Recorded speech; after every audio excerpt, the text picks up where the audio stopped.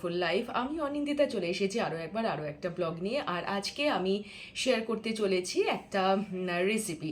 আমি আগেই বলে দিচ্ছি না, আমি খুব পাকা রাঁধুনি নই, তবে আমি খেতে ভালোবাসি, ঘুরতে ভালোবাসি, আর সেরকম টাইপের ব্লগই আপনারা দেখতে পারেন।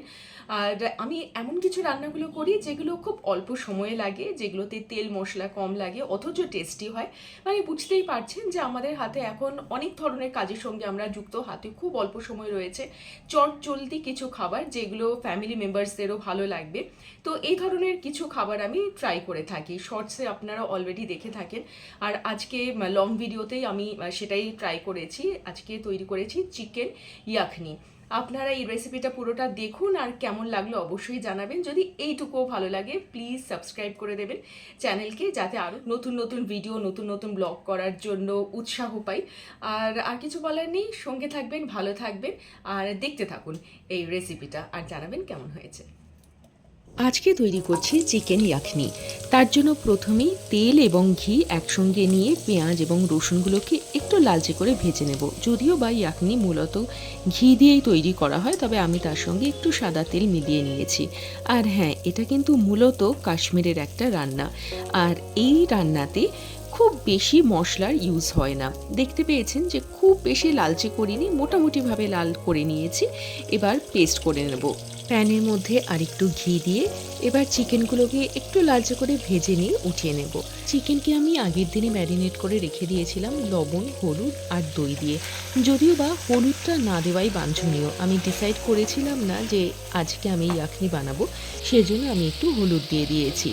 আর আসলেই আমার কাছে ইয়াখনি মশলাটা ছিল বলেই আমি বানাচ্ছি। এরপর নেব 200 গ্রামের মতন দই, আর এই দইকে খুব ভালো করে ফেটিয়ে নেব।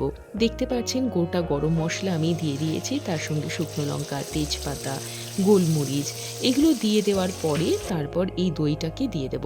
দইটা দেওয়ার পর কিন্তু খুব ভালো করে একেবারে লো ফ্লেমে ভালো করে নাড়তে হবে। যখন দইটা খুব ভালো করে নাড়া হয়ে যাবে, যখন একেবারে ফুটে উঠবে, সেই সময় পেঁয়াজ বাটাটা মিশিয়ে নিচ্ছি। এরপর খুব ভালো করে আবার নাড়তে থাকবো। আর পরিমাণ মতন লবণ আর পরিমাণ মতন মিষ্টি দিতেই হবে, কারণ এখানে দই পড়েছে, সেজন্য মিষ্টিটা কিন্তু একটু বেশি লাগবে। এরপর তৈরি করে নিচ্ছি ইয়াখনির মশলা। এই মশলাটা কিন্তু ভীষণ ইম্পর্টেন্ট, সেজন্য খুব ভালো করে দেখবেন কি কি আমি মিশিয়ে নিচ্ছি। আর এই মশলাটা কিন্তু আমি অলরেডি আগের দিন, যেহেতু পনির ইয়াখনি তৈরি করেছিলাম, সেই দিনে তৈরি করে রেখে দিয়েছিলাম, আর সেই জন্য আজকে আমি এই চিকেনের ইয়াখনিটা বানাচ্ছি। আসলে এই চিকেন ইয়াখনিই বানানো হয়, মানে ননভেজ আইটেম দিয়ে বানানো হয় মেনলি ইয়াখনি। আমি কিন্তু পনির দিয়ে ট্রাই করেছিলাম, বাই দ্য ওয়ে সেটাও আপনারা ট্রাই করতে পারেন, শর্ট ভিডিওতে অলরেডি আমি শেয়ার করে দিয়েছি। এরপর এই ইয়াখনি মশলাটা মিশিয়ে দিচ্ছি আর ভালো করে নেড়ে নিয়ে ঢাকা দিয়ে রাখবো। যখন চিকেনগুলো একেবারে সেদ্ধ হয়ে যাবে, তখন আবার এই ইয়াখনি মশলাটা দেব, আর তারপরে ঢাকা দিয়ে স্ট্যান্ডিং টাইমে রেখে দেবো। আর তারপর আমি তো সার্ভ করেছি নান দিয়ে, আপনি কি দিয়ে সার্ভ করলেন জানাতে একদমই ভুলবেন না। আর যদি ভিডিও ভালো লাগে, জানেনই তো সাবস্ক্রাইব করে পাশে থাকতে হবে।